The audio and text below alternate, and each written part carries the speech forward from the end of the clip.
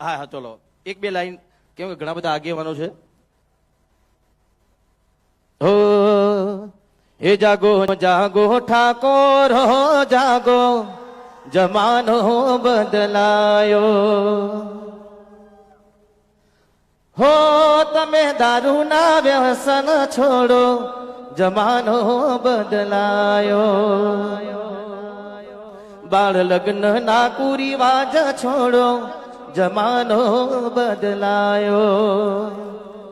તમે શિક્ષણના માર્ગે હાલો જમાનો